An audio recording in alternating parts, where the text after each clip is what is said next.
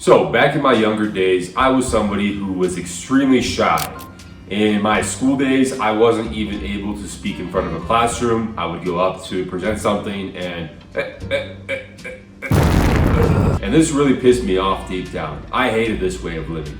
And the only way that I knew how to cope with it was to make it part of my identity, to make it part of my personality. So I started becoming the awkward guy, the shy, awkward, cute little boy. And I thought that if I stay in this little safety bubble, if I stay in this comfort zone, then nobody will hurt me, nobody will attack me, and I am safe. But then as I started developing my career and started to get into sales, get into marketing, get into persuasion, I realized that this isn't going to cut it. My presentations, my speeches, my public speaking abilities are horrible. Nobody wants to listen to me. I have very valuable ideas and I know that I have things that I want the world to hear that will change the way that people behave and in a positive way. But what it felt like was it went in one ear and out the other. So I started doing a lot of research. How do I start becoming more confident? How do I start becoming more charismatic? How? I started reading tons of books, tons of knowledge about this, and what I realized was there was no shortcut. Just like everything else that I preach on this channel, there is no shortcut. But I still have this urge to find a way to have people actually listen to me, to hear me out, and I really started dissecting the psychology of it. So in this video, I'm going to give you a step-by-step process on how to convert yourself from somebody who is introverted and shy and literally unable to speak, or maybe you're at an intermediate level and you really want to advance to that confident, influential, and persuasive person that you know you are deep down. When I really dissected this topic, I realized that there was really three primary steps, three primary stages that are needed to be overcome and to understood to ultimately untap this sort of potential. So,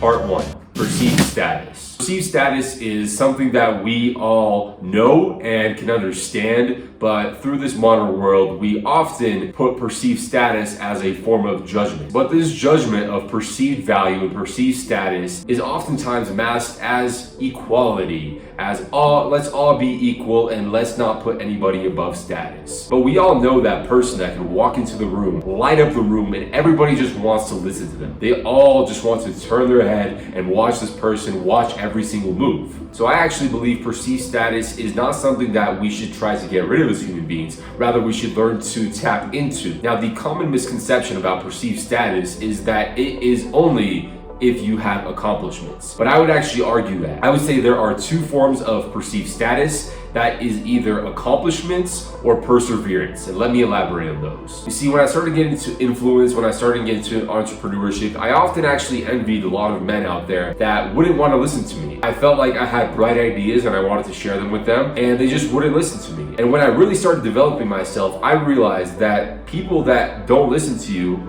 are the same as you. No matter what level you're on, you only listen to people that have a perceived status or perceived value of something worth listening to. And the most valuable people in the world know how to spot this very, very easily. So the first way is accomplishments. If you are somebody that has actually accomplished a lot, say you've made a lot of wealth, you've made a lot of money, you have a big social circle, a big tribe, and people are constantly around you and want to listen to you, then you have likely accomplished something. And you naturally get rewarded with the ability of respect and with the credibility of having value no matter what you say. Even if what you say is just very simple. Look at the weather today.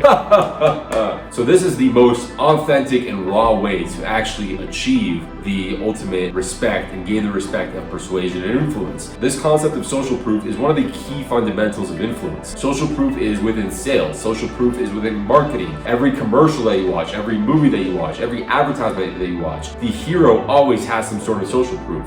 Either friends backing them up, a very attractive woman backing them up, a community that is stepping behind them and relying on them, a man's key to actual perceived status. However, the secondary way to actually have perceived value is through perseverance. Now, for me personally, I don't know about you guys, but when I'm on social media and I see a 18-year-old entrepreneur that has a green Lamborghini and he's selling me a dropshipping course, I just don't give a shit. I know that he probably rented this thing. He probably had one store that maybe made him a few $1,000s, and now he's selling courses and hoping that other young gullible men will buy something from him. That is my perceived status, perceived value. Because I have actually gone through the trenches, I've actually started a business, I've actually went through the difficulties, so now I understand that this guy is full of dog doo-doo. But the guy that is constantly putting out content, sharing his struggles, sharing his experience, and just having a genuine approach and desire of actually helping people, that is somebody that either makes content or whatever they do, but they are constantly, resiliently persistent with what they do. And when somebody is resistant and persistent with what they do, then that automatically gravitates towards a level of respect. How do you not give up? How do you keep going if you just keep getting knocked down? And I personally would say this is one of the ways that I have gained respect in my life. I have gained respect because I have literally eaten shit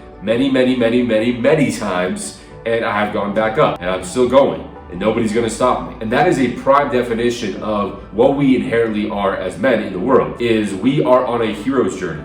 And when the hero's journey is showing that there is consistent persistence, regardless of the outcome of output, and you just keep going and going, then you will naturally gain a level of respect. For example, this YouTube channel. I'm not getting tons and tons of views right now on this YouTube channel, but I know that by putting out content that is genuinely helping people and sharing my personal experiences, that one of these days, my channel will get thousands and thousands of views simply because people are relating to me. And so that brings me to part 2.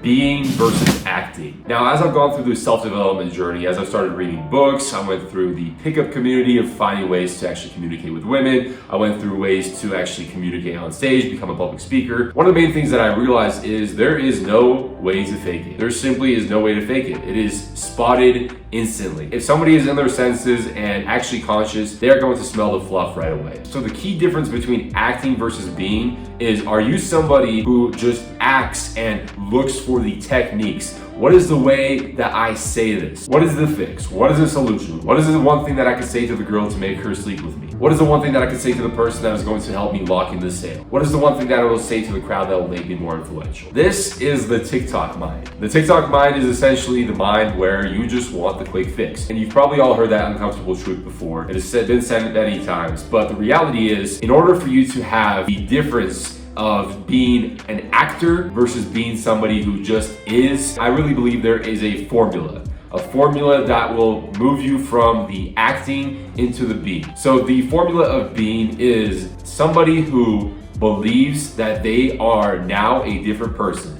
In this moment, you are going to start becoming your ideal self. I have done meditations, I have done visualizations, and those work very, very well, where you literally believe and imagine yourself as a specific person. How does this person walk? How does this person act? How does this person talk? And I naturally became that person. But it wasn't a quick fix. It wasn't an overnight thing. And the difficulty of this, whether you call it the law of attraction, manifesting your ideal self, so on and so forth, is how resilient are you to actually face the tests? If you want to become that ideal self, if you want to actually be, then the equation is your desired self-image times time, times perseverance, times resilience. So I've heard the quote before of fake it till you make it.